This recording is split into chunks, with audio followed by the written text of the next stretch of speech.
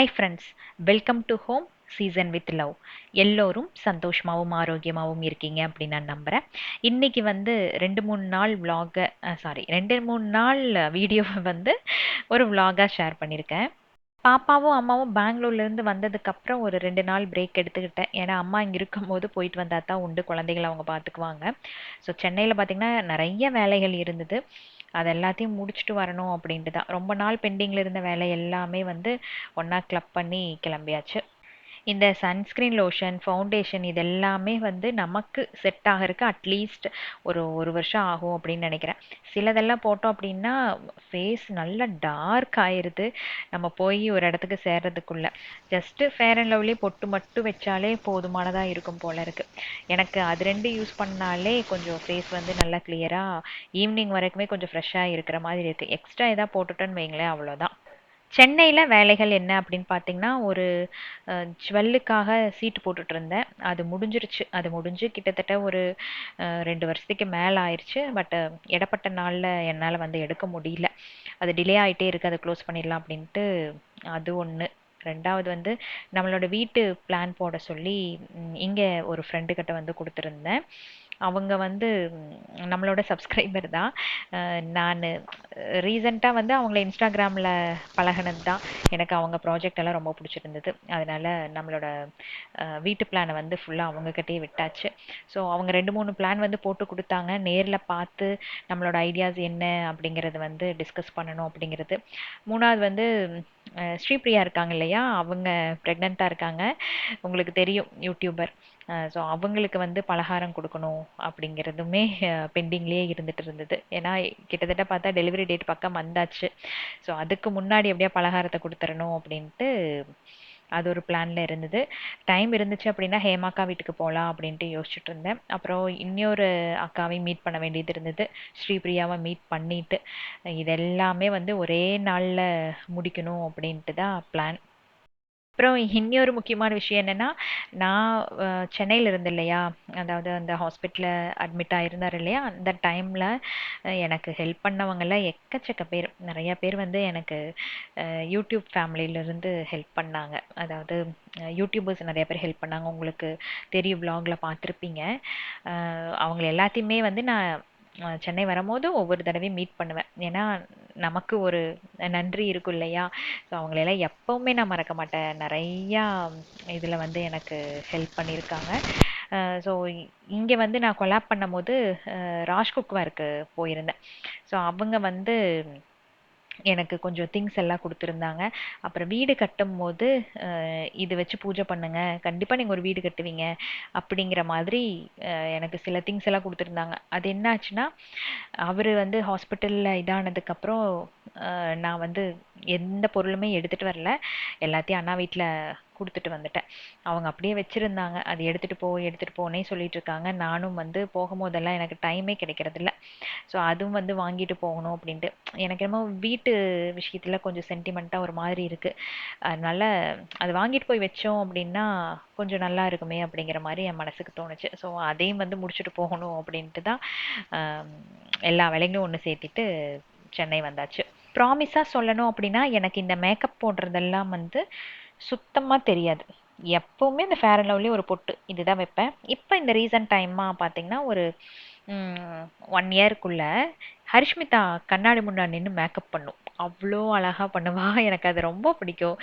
என்னடி இப்படி பண்ணுற அப்படிம்பேன். எனக்கு ஒரு பெரிய ஸ்ட்ரெஸ் ரிலீவர் இதாம்மா, எனக்கு ரொம்ப பிடிக்கும் அப்படின்னு சொல்லுவாள். எனக்கு எதுவுமே செட் ஆக மாட்டேங்குது. எனக்கே செட் ஆகிறதுக்கு ஒரு வருஷம் ஆச்சு. ஒவ்வொரு க்ரீமாக ட்ரை பண்ணிகிட்டே இருங்க, ஏதோ ஒரு க்ரீம் வந்து கரெக்டாக செட் ஆகும் அப்படின்னு சொல்லுவாள். அதே மாதிரி வெளியே போகும்போது ரொம்ப சிம்பிளாக போகாதீங்க, இந்த மாதிரி கொஞ்சம் க்ரீம்ஸ் எல்லாம் யூஸ் பண்ணுங்கன்னு சொல்லுவாள். அவளுதுலேருந்து ஒரு 2-3 தூக்கிட்டு வந்தேன். காலையில் ஹோட்டலில் பிரேக்ஃபாஸ்ட்டு முடிச்சுட்டு அப்படியே வந்து பிரில்லியன் கட்டுக்கு வந்துட்டேன். நான் வந்து சிட்டு போட்டிருந்தேன் ஒரு 2 வருஷத்துக்கு முன்னாடி. அது முடிஞ்சும் போயிருச்சு. ஹஸ்பண்ட் இருக்கும்போது நானும் அவரும் சேர்ந்து ஒரு சின்ன சேவிங்ஸ் ஆட்டை போட்டுட்டு வந்தோம் மந்த்லி. அது முடிஞ்சு 2 இயர்ஸ் பக்கம் ஆக போகுது. பட் நான் அதில் எதுவும் எடுக்கல. இடையில வந்து ஒரு டிசைன் மட்டும் கொடுத்துட்டு போனேன். நான் வந்து ஆல்ரெடி விலாகில் சொல்லியிருக்கேன் இல்லையா, எல்லா ஜுவல்ஸுமே வந்து கொஞ்சம் கஸ்டமைஸ் பண்ணி வாங்கினேன் அப்படின்னா திருப்தியாக இருக்கும்.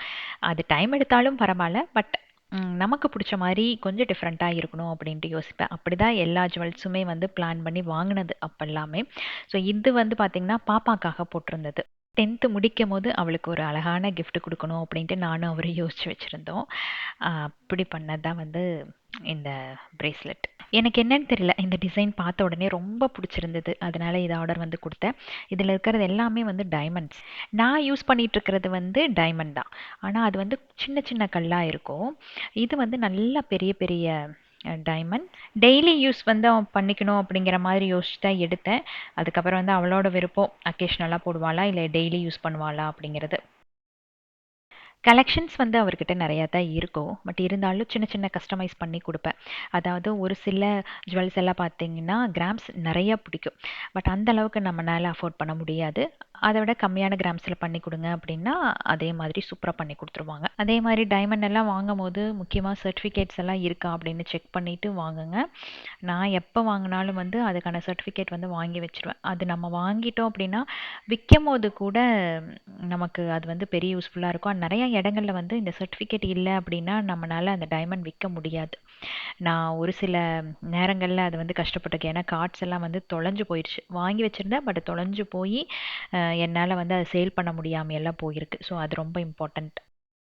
ஸோ வாங்குன கையோட கிராம்ஸ் அப்புறம் வந்து அந்த டைமண்ட் பியூரிட்டி வந்து செக் பண்ணிட்டேன். அந்த கிரீன் லைட் எரியுது இல்லையா? அது வரைக்கும் எரியணும். அது வந்தா மட்டும் தான் பியூர் டைமண்ட் அப்படின்னு அர்த்தம். நீங்க எந்த கடையில் வாங்குனாலுமே அத வந்து கொஞ்சம் செக் பண்ணிட்டு வாங்கிக்கோங்க. நெறைய கடைகள் இருக்கு. பட் இங்க ஏன் நாங்க போட்டோம் அப்படின்னு உங்களுக்கு டவுட் வரும். இது வந்து ப்ரமோஷனா எதுவும் இல்ல. ஆக்சுவலா நான் வந்து ப்ரமோஷன் பண்றதுக்கு ஃபர்ஸ்ட் டைம் வந்தேன். வரும்போது அவர்கிட்ட உட்காந்து பேசும்போது இந்த சிட் இதெல்லாம் வந்து பேசிட்டு இருந்தோம். அப்போ எனக்கு ரொம்ப பிடிச்சது என்னன்னா, மத்த கடைகள்ல நீங்க சீட்டு போட்டீங்க அப்படின்னா, நகைச்சீட்டு வந்து முடியும்போது ஒரு சில கலெக்ஷன்ஸ் மட்டும் காட்டி அதிலிருந்து செலக்ட் பண்ண சொல்லுவாங்க. பட் இங்க அப்படி இல்ல. டைமண்ட் நகையிலேருந்து எல்லாமே எடுத்துக்கலாம். ஸோ ரெஸ்ட்ரிக்ஷன்ஸ் அப்படின்னு பார்த்தீங்கன்னா எதுவுமே இல்ல. நமக்கு புடிச்ச மாரி நகைகள சூப்பரா கஸ்டமைஸ் பண்ணியும் வாங்கிக்கலாம். அண்ட் மேக்கிங் சார்ஜஸ் வந்து சுத்தமாவே இல்ல. இப்போ நான் வாங்குன நகைக்கு இன்னொரு கடையில பிரைஸ் பிரேக்கப் வந்து பார்க்கும்போது, 1 கிராமுக்கு ரூ. 5000 மேக்கிங் சார்ஜஸ் போட்டிருக்காங்க. ஸோ நான் வாங்குனதுக்கும் அதுக்கும் வந்து நெறைய டிஃபரன்ஸ் இருக்கு. ஸோ இவங்க வந்து இவ்ளோ கம்மியா குடுக்குறதுனால, ஒரு வேள டைமண்ட் வந்து நல்ல டைமண்டா இருக்காதோ, ஃபேக்கா இருக்குமோ, கோல்டு வந்து நல்லா இருக்காதோ அப்படின்ட்டுலாம் இல்ல. நான் இங்க வாங்கிட்டு போய் நான் வெளி கடைகளையும் செக் பண்ணிட்டு அதுக்கப்புறம் தான் சீட்டே வந்து போட ஆரம்பிச்சேன். இந்த ரேட் டிஃபரன்ஸ் எதனால வருது தெரியுங்களா?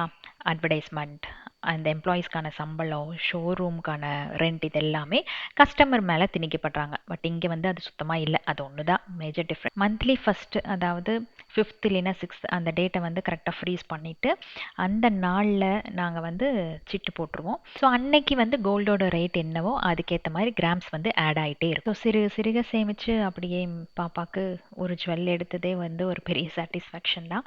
ஸோ அங்கிருந்து கிளம்பி அப்படியே முக்கியமான ஒரு ஃப்ரெண்ட வந்து பார்க்கறக்கு போயாச்சு. அது எதுக்குன்னு பார்த்தீங்கன்னா, ஹவுஸ் பிளான் வந்து போடுறதுக்காக கிளம்பியாச்சு. இத பத்தி டீட்டெயில்ஸ் எல்லாம் உங்களுக்கு தேவைப்பட்டுச்சு அப்படின்னா, டிஸ்கிரிப்ஷன்ல குடுத்துருக்கிறேன். செக் பண்ணிக்கோங்க. ஆக்சுவலா அங்க வந்து வேலை சீக்கிரமா முடிஞ்சிருச்சு.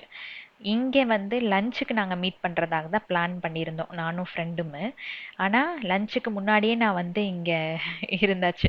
கொஞ்சம் ஸ்வீட்ஸ் எல்லாம் இடையில போய் வாங்கிட்டு வந்தேன். ஸ்ரீபிரியாவுக்கு ஸ்வீட் வாங்கணும். அப்புறம் ஃப்ரெண்டுக்கு ஸ்வீட் வாங்கணும். இதெல்லாம் வாங்கி கூட கொஞ்சம் சீக்கிரமாவே வந்தாச்சு. 2 மணிக்கு டேபிள் புக் பண்ணியிருந்தாங்க. நான் இங்க பார்த்தீங்கன்னா ஒரு 12:00 12:30க்கெல்லாம் வந்துட்டேன்னு நினைக்கிறேன். வந்ததுக்கப்புறம் என்ன பண்றதுன்னு தெரியல.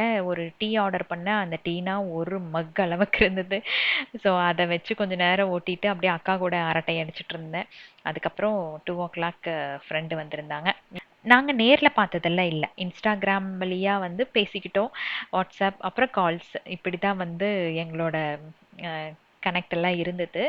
ஸோ நேர்ல பார்த்த உடனே ரொம்ப நாள் பழகுன மாரி தான் நாங்க பேசிக்கிட்டோம். இவங்களோட ஒர்க்கு வந்து எனக்கு ரொம்ப பிடிச்சிருந்தது. தீமா வந்து பண்ணி தராங்க வீட்ல. ரொம்ப நல்லா இருந்தது. அண்ட் குவாலிட்டி வைஸ் பார்த்தீங்கனாலும் நல்லா இருந்தது. அப்போலோ கிரீம்ஸ் ஹாஸ்பிட்டலுக்கு எல்லாமே வந்து பண்ணி குடுத்துருக்காங்க. ஸோ நல்ல நல்ல ப்ராஜெக்ட்ஸ் எல்லாம் பண்ணதுனால, சரி நம்மளோட ட்ரீம் ஹோம் இவங்க கிட்டயே விட்டுறலாம் அப்படின்ட்டு விட்டாச்சு. நெறைய பிளான் வந்து எனக்கு போட்டு குடுத்தாங்க. நான் இத சேஞ்ச் பண்ணுடா, அது பண்ணுடா அப்படின்ட்டு என்கிட்ட மாட்டிக்கிட்டாங்கன்னு வச்சுக்கோங்களேன். இந்த ப்ராஜெக்ட் முடியறதுக்குள்ள இவங்க அவ்வளோதான் அப்படிங்கிற மாரி ஆயிருச்சு எனக்கு. எனக்கு வந்து நெறைய விஷயங்கள்ல வந்து கிளாரிட்டியே இல்ல. ஸோ அவங்களும் அவங்க ஹஸ்பண்டுமே வந்து கொஞ்சம் ஹெல்ப் பண்றாங்க. அ இந்த மாரி பண்ணுனா நல்லா வரும் அப்படிங்கிற மாதிரி. ஸோ நமக்கும் வந்து அட்வைஸ் பண்றதுக்கு யாராச்சும் இருக்கணும். நாமளே வந்து முடிவெடுத்தோம், பண்ணணும்.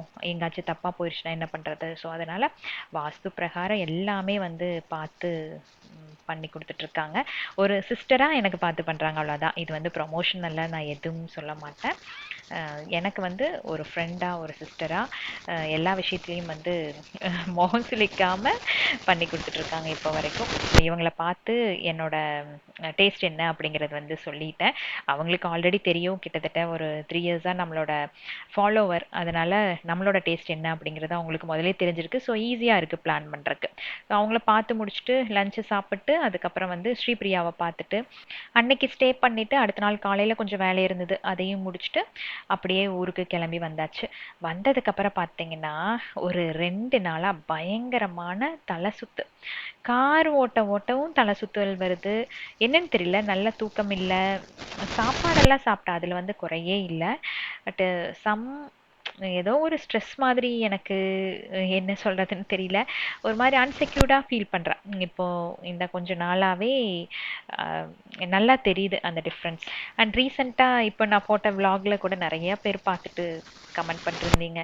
ஏக்கா ஃபேஸ் ஒரு மாதிரி இருக்கு, டல்லா இருக்கீங்க, எதா இருந்தாலும் சொல்லுங்க அப்படிங்கிற மாதிரி போட்டிருந்தீங்க. அதான் அன்செக்யூர்டா ஃபீல் பண்றேன். அது சோஷியல் மீடியால இருக்கும்போது எவ்வளோ பிரச்சனைகள் வரும் அப்படின்ட்டு உங்களுக்கு நல்லாவே தெரியும். ஸோ அதுதான், வேற ஒன்றும் இல்லை. அது எல்லாத்தையும் வந்து நம்ம மனசுக்குள்ளே ஏற்றி கொண்டு போகும்போது அது வந்து ஒரு பெரிய ஸ்ட்ரெஸ்ஃபுல்லான லைஃபாக போயிடுது. ஸோ எனக்கே வந்து ஒரு பயம், எங்காச்சும் போய் அட்மிட் ஆயிருவோமோ, அஹ் குழந்தைகளை எப்படி பார்க்கறது அப்படிங்கிற ஒரு பயம் வந்து வந்துருச்சு. சரி, ஒன்ஸ் வந்து நம்மளோட பாடி செக்கப் வந்து ஃபுல்லாக பண்ணிக்கலாம் அப்படின்ட்டு அன்னைக்கு காலையில் முதல் வேலையாக பிளட் டெஸ்ட்டுக்கு வந்து கொடுத்துட்டேன். கம்ப்ளீட் பிளட் டெஸ்ட் கிட்டத்தட்ட ஒரு 6 மந்த்ஸ் ஆயிடுச்சு. ஸோ எதுக்கு இது கொடுத்துடலாம், செக் பண்ணிக்கலாம் அப்படின்ட்டு. ஈவன் எக்கோ அப்புறம் வந்து இசிஜி இது எல்லாமே எடுக்கலாம் அப்படின்ட்டு தான் இருந்தேன். பட் டெஸ்ட் ரிப்போர்ட் வந்து முன்ன இருந்தது, அதாவது 6 மாதத்துக்கு முன்னாடி எப்படி இருந்ததோ அதை விட வந்து பெட்டராக இருக்குது, மச் பெட்டர் அப்படின்னு சொல்லலாம். ஸோ அதனால் இந்த இசிஜி அப்புறம் எக்கோக்கெல்லாம் வந்து நான் போகல. ரீசன் வந்து தூக்கம் அப்படிங்கிறது ரொம்ப ரொம்ப கம்மியாயிருச்சு. 1 o'clock எல்லாம் வந்து நான் முழிச்சேன் அப்படின்னா 4:30 ஆயிரும் தூங்குறதுக்கு மறுபடியும். அந்த 3 hours வந்து என்னென்னமோ வந்து மனசுக்குள்ள ஓடிட்டே இருக்கும். அந்த 1 o'clock எப்படி வந்து எனக்கு முழிப்பு வருதுன்னா, அவர் ஹாஸ்பிட்டலில் இருக்கும்போது கரெக்டாக 1 o'clock தான் எனக்கு வந்து கால் வரும். அப்போ வந்து எனக்கு எழுந்திருச்சு அதே டைமிங் வந்து எனக்கு தூக்கம் போகிறது ரொட்டீன் ஆகி போயிடுச்சு. என்ன வந்து வேலை செஞ்சாலுமே நான் சீக்கிரமாக தூங்குனா கூட என்னால் அந்த 1 மணிக்கு மேலே தூங்குறதுக்கு முடியறதில்ல. ஸோ இப்போ ஜிம் போய் நல்லா அந்த ஸ்ட்ரென்தனிங் ட்ரைனிங் எல்லாம் கொடுக்குறாங்க இல்லையா? ஸோ அந்த ட்ரைனிங் எல்லாம் பண்ணும்போது மத்தியான தூக்கத்தை கொஞ்சம் கம்மி பண்ணிட்டு நைட்டு வந்து கொஞ்சம் தூங்குறேன். அப்போவுமே வந்து 2:30 3 அப்படிங்கும்போது ஒரு முழிப்பு வருது.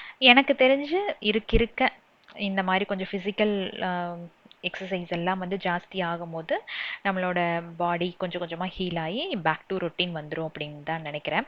பரவாயில்ல. இப்போ அதாவது ஃபஸ்ட்டு இருந்ததுக்கு இப்போ வந்து கொஞ்சம் பரவாயில்ல அப்படிங்கிற மாதிரி இருக்குது. ஸோ ஒரு 2 3 நாளெல்லாம் வந்து தொடர்ந்து ஆஃபீஸ் போகல. காலையில் ஜிம்முக்கு போவேன், வீட்டுக்கு போவேன், ரெஸ்ட் எடுப்பேன், இப்படி தான் போயிட்டு இருந்தது. ஈவினிங் வந்து ஆஃபீஸ் போகும்போதே பிள்ளைய கேட்பாங்க, ஏன் மேடம் ரொம்ப ஒரு மாதிரி டல்லாக இருக்கீங்க அப்படின்ட்டு. அது ஒரு மாதிரி தான் இருந்தது ஒரு 10 days-ஆவே. ஸோ அன்னைக்கு வந்து கொஞ்சம் இந்த ஷார்ட்ஸ்னு சொல்லுவாங்க இல்லையா, அது வந்து ரெடி பண்ணினேன். இது தொடர்ந்து குடிக்கும்போது நல்ல டிஃப்ரென்ஸ் தெரியுது. எனக்கு வந்து கொஞ்சம் அயன் கம்மியாக இருக்குது, டெஃபிஷியன்சி. ஸோ அதனால இது வந்து ரெகுலராக எடுக்க ஆரம்பிச்சிருக்கேன். கேரட்டு, பீட்ரூட், லெமன் வந்து சேர்த்துறேன்னா சேர்த்திக்கலாம். பட் எனக்கு கொஞ்சம் வந்து த்ரோட் இரிட்டேட் ஆகும் அப்படிங்கிறக்காக அது வந்து ஆட் பண்ணல. ஜிஞ்சர் இது வந்து நல்லா மிக்சியில் அடிச்சுட்டு அந்த சாறு மட்டும் எடுத்து இந்த மாதிரி குட்டி குட்டி பாட்டிலில் ஸ்டோர் பண்ணிடுறேன். டெய்லி வந்து காலையில் கொஞ்ச நேரம் வெளியே எடுத்து வச்சுட்டு அந்த கூலிங் கம்மியானதுக்கப்புறம் ஒரு பாட்டிலில் இருக்கிறத அப்படியே குடிச்சுக்கிறேன். ஸோ உங்களுக்கு பார்த்தாலே தெரியும் இதில் வந்து நமக்கு எவ்வளோ பெனிஃபிட்ஸ் இருக்கும் அப்படின்ட்டு. அண்ட் நிறையா இன்ஸ்டாகிராமில் நான் வந்து இந்த ரீல்ஸ் பார்த்துருக்கேன். அப்புறம் நான் ரிவ்யூஸ் எல்லாம் செக் பண்ணும்போது நல்லா வந்து எஃபெக்டிவாக இருக்குது அப்படிங்கிற மாதிரி தான் வந்திருந்து. ஸோ அதனால தான் இப்போ ஒரு 10 days-ஆக குடிச்சிருக்கேன். இது வந்து செகண்ட் பேட்ச் நான் எடுத்துகிட்டு இருக்கிறது.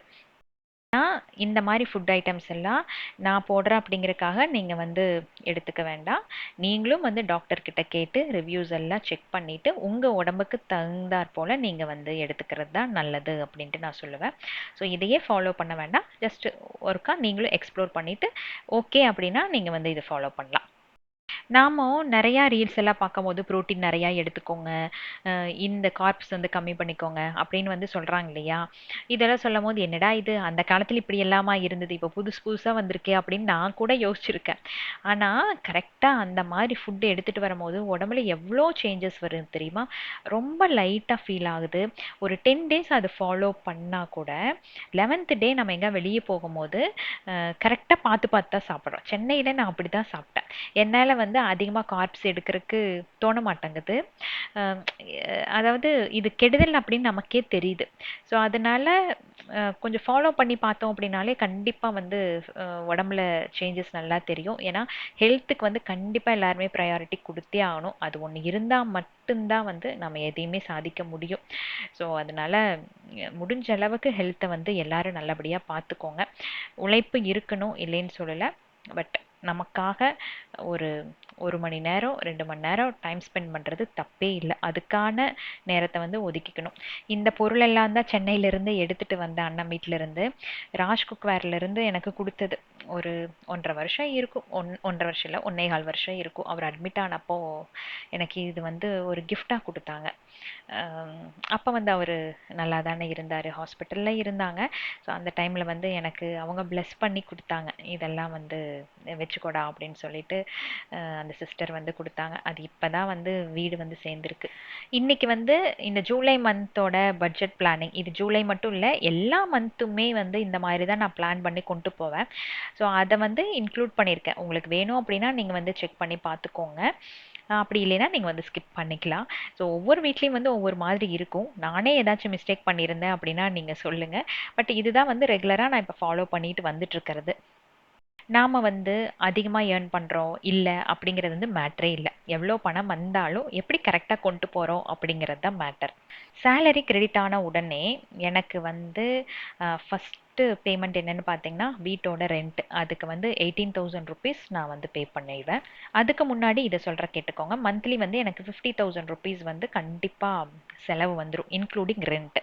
ஸோ அது போக ரூ. 32,000 இருக்கும். கிராசரிஸு, கிச்சன் எக்ஸ்பென்சஸ் இதெல்லாமே சேர்த்தி ஒரு 8,000 ருப்பீஸ் வரும். மீல் பிளானிங் கண்டிப்பா பண்ணுவேன். அண்ட் வேணுங்கிறத மட்டும் வாங்குறதுனால, வெளிய சாப்பிட்றத கொஞ்சம் அவாய்ட் பண்ணிக்குவோம். ஸோ வீட்லயே எல்லாத்தையும் ரெடி பண்றதுனால, நமக்கு வந்து அந்த எக்ஸ்பென்சஸ் கம்மியாகும். ஸோ 8,000க்குள்ள எல்லாமே முடிஞ்சிரும். மீதி ரூ. 24,000 இருக்குமா? இதுல ரூ. 3,000 வந்து எலக்ட்ரிசிட்டி, கேஸு, இன்டர்நெட்டு, மொபைல் ரீசார்ஜுக்கு ஆகும். அப்புறம் electricity, gas, internet, mobile recharge இதெல்லாமே சேர்த்து 5,000 ருப்பீஸ். எனக்கு கேஸ் வந்து 1.5 மாசத்துக்கு மேல வருது. ஸோ அதனால அது வந்து அதிகமா கன்சியூம் பண்றதில்ல. பெட்ரோல், டீசல் செலவு இல்ல. ஏன்னா ஈவி வண்டி அப்படிங்கிறதுனால. அப்புறம் மொபைல் ரீசார்ஜ், இன்டர்நெட் இதுக்கு எல்லாமே நமக்கு எப்படியும் வந்து மாசம் 5,000 ருப்பீஸ் வந்துரும். மீதி 18,000 இருக்குமா? அதுல குழந்தைகளுக்கு, அப்புறம் ஃபேமிலிக்கே வந்து ஏதாச்சும் மெடிசின், ஹவுஸ் ஹோல்ட் எசென்ஷியல்ஸ் இதெல்லாம் தேவைப்படுது அப்படின்னா, அதுக்காக 4,000 ஒதுக்கிக்குவேன். மீதி 14,000 இருக்கும். சின்ன சின்னதா நமக்கு ஒரு ஹாப்பினஸ் இருக்கணும் இல்லையா? அதனால அவுட்டிங்க்கு, என்டர்டைன்மெண்ட்டுக்கு இதுக்கு எல்லாமே பார்த்தீங்கன்னா ஒரு 2,000 ஒதுக்கிருவேன். இப்போ முக்கியமானதெல்லாம் முடிஞ்சுதா? அடுத்தது வந்து எக்காரணத்தை கொண்டு ஸ்பெண்ட் பண்ணக்கூடாது. முக்கியமா சேவிங்குள்ள போகணும். 2,000 வந்து எமர்ஜென்சி ஃபண்டுக்காக எடுத்து வச்சிருவேன். அதாவது அன்எக்ஸ்பெக்டட் மெடிக்கல் பில்ஸ் வரலாம், வெஹிக்கிள் ரிப்பேர் வரலாம்.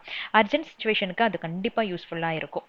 பேலன்ஸ் இருக்க 10,000 வந்து ஸ்ப்ளிட் பண்ணி போடுவேன். SIP, fixed deposit, separate savings account நான் உங்கள்கிட்ட சொல்லியிருந்தேன் இல்லையா? இந்த மாதிரி ஸ்ப்ளிட் பண்ணி போட்டுருவேன். இதுக்கு மீறி வர ஒவ்வொரு காசுமே சேவிங்குள்ளே தான் போகும். அனாவசியமாக செலவுக்குள்ளே போகாது.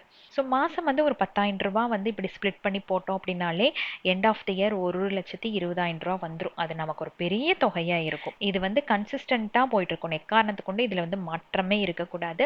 சின்ன சின்னதாக சேவிங்ஸ் நம்ம இன்னைக்கு பண்ணும்போது கண்டிப்பாக ஃபியூச்சர் வந்து கொஞ்சம் ஸ்ட்ரெஸ் ஃப்ரீயாக இருக்கும்.